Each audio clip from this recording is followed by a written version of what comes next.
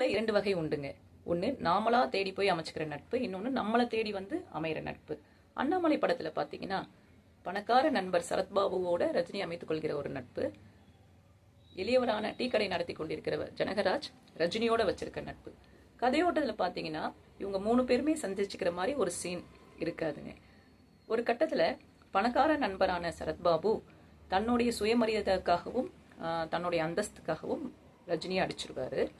அப்போது ஓடி வந்து வேலையாட்கள் எல்லாம் தள்ளிவிட்டு நன்றி கெட்டவர்களே அப்படின்னு சொல்லிட்டு ரஜினியை தூக்கி நிறுத்தி இப்போ தன்னுடைய நண்பன் தன்னை அடிச்சிட்டானே மற்றவங்க முன்னாடி அப்படின்னு அதிர்ச்சி ஆயிடுவேன். ஏன்னா அது அவராக தேடிக்கொண்ட நட்பு.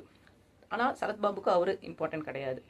ஆனால் தானாக போய் ரஜினி கிட்ட நட்பு அமைத்து கொண்ட ஜனகராஜ் அவர்கள் கடைசி வரைக்கும் அந்த படத்தில் ரஜினி கூடயே இருந்து அவருடைய முன்னேற்றத்துக்கு கூடவே துணை நிற்பார். ஆனால் ஒரு கட்டத்தில் தான் எல்லாத்தையுமே இழந்து லைஃப்பில் எல்லாத்தையுமே இழந்த அப்புறம் தன்னுடைய நண்பனை பற்றி நினச்சி பார்ப்பார் சரத்பாபு. இது நம்ம வாழ்க்கைக்கும் பொருந்துங்க. வாழ்க்கையில் நாம் சிலவங்களை இம்பார்ட்டன்ட்னு நினைப்போம். அவங்க வந்து நம்மளுக்கு ஒன்றுமே சரி இவங்களை நம்ம இம்பார்ட்டன்ட் நினச்சுமே இவங்க வந்து நமக்கு ஒன்றுமே பண்ணலையே அப்படின்னு. ஏன்னா அவங்க வாழ்க்கையில் நாம் இம்பார்ட்டன்ட் கிடையாது. அது உங்கள் ஃப்ரெண்ட்ஷிப் ஆகட்டும், உறவுகளாகட்டும். நம்ம சில டைமில் பார்த்தீங்கன்னா நம்ம எதிர்பாராதவங்க வந்து நமக்கு உதவி பண்ணுவாங்க. ஏன்னா அவங்களுக்கு நம்ம இம்பார்ட்டண்ட்டாக இருப்போம். ஸோ இதிலிருந்து நம்ம என்ன தெரிஞ்சுக்கிறோம்னா, நம்ம வாழ்க்கை பயணத்தில் நட்பாகட்டும், உறவாகட்டும், வேலையாகட்டும், வருமானமாகட்டும். என்னடா வேலை வருமானம் நான் எங்க சொல்கிறேன்னா, ஒரு வேலை உங்களுக்கு வந்து இப்போ படித்து முடிச்சாச்சு, எனக்கு வேலை கிடைக்கணும், நான் படித்த வேலைக்கு தான் போவேன் அப்படின்னு இல்லாமல் கிடைத்த வேலையை இப்போ வைத்துக்கொண்டு அதிலே கற்றுக்கொண்டு நம்ம அதிலிருந்து மேலே அடுத்ததுக்கு போகணும். வருமானம் வந்தோடனே ஒன்றா என்ன பண்ணுறோம், ஐஃபோன் வாங்குகிறோம். ஃபஸ்ட்டு இது வந்தோடனே ஐஃபோன். கேஷை சேர்த்து வாங்கி பாருங்கள்.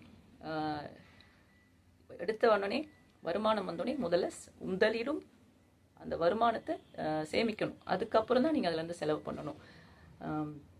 எல்லாத்துக்குமே இது பொருதுங்க. நல்ல உறவுகள் நமக்கு அமையறதுக்கு டாக்ஸிக் ரிலேஷன்ஷிப்லேருந்து வெளியில் வந்துடணும். நல்ல பழக்க வழக்கங்கள், தீய பழக்க வழக்கங்கள் இருக்குது. இதில் எது நமக்கு வேணும் லைஃப்பில் முன்னேறதுக்கு? ஆக மொத்தத்தில் 2 வாய்ப்புகள் எப்போயுமே இறைவன் நம்ம வாழ்க்கையில் கொடுப்பாரு. அந்த வாய்ப்புலேருந்து நம்ம எடுத்துக்கிற நல்லது மூலமாக நம்ம வாழ்க்கையில் முன்னேறுவோங்க. அதுதான் இந்த படத்தோட எக்ஸாம்பிள் வச்சு சொன்னேன். 2 வாய்ப்புகள் எப்பயுமே கடவுள் நமக்கு கொடுப்பார். அந்த வாய்ப்புகளை சரியாக பயன்படுத்திட்டோன்னா நம்ம வாழ்க்கை பயணம் மிக இனிமையாக இருக்கும். எல்லோரையும் மீண்டும் வேறொரு வீடியோவில் சந்திக்கிறேன். நன்றி, வணக்கம்.